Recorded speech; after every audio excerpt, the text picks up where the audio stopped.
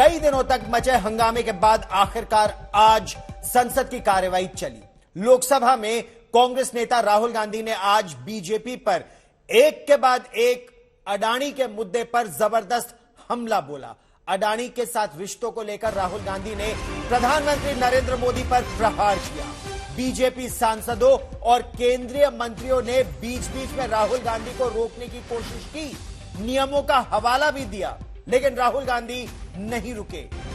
Speaker Om Birla ने उन्हें बोलने का मौका दिया और वो सारे सवाल उन्होंने उठाए जो विपक्ष अडानी मुद्दे को लेकर सरकार को घेरने के लिए लगातार उठाता रहा है। राहुल गांधी ने यह जानना चाहा, प्रधानमंत्री से यह पूछा कि आखिर अडानी के साथ उनका रिश्ता क्या कहलाता है। तो ये लिस्ट आती है, एक लिस्ट आती है दुनिया के सबसे अमीर लोगों की। इस पे ये 609 नंबर पे थे 14 में। 609 पीछे बिल्कुल। पता नहीं जादू हुआ, दूसरे नंबर पे पहुंच गए। मोदी है तो मुमकिन है।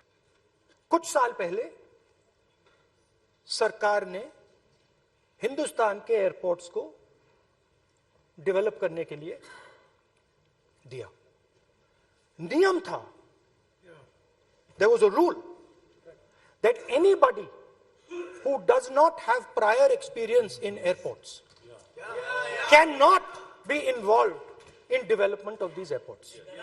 अब डिफेंस में अदानी जी का कोई एक्सपीरियंस नहीं था, जीरो एक्सपीरियंस। कल मैंने प्रधानमंत्री को एचएएल में देखा। प्रधानमंत्री जी ने कहा कि गलत आरोप लगाया, मगर रियलिटी तो यह है कि एचएएल का जो कॉन्ट्रैक्ट था 126 हवाई जहाजों का, वो अनिल अंबानी को चला गया और अनिल अंबानी बैंकरप्ट हो गया। अगर आप दुनिया की मुस्कुरा रहे हैं, आप बीजेपी में है ना आप, तो ये लिस्ट आती है, एक लिस्ट आती है दुनिया के सबसे अमीर लोगों की। इस पे ये 609 नंबर पे थे 14 में। 609 पीछे बिल्कुल। पता नहीं जादू हुआ, दूसरे नंबर पे पहुंच गए। मोदी है तो मुमकिन है।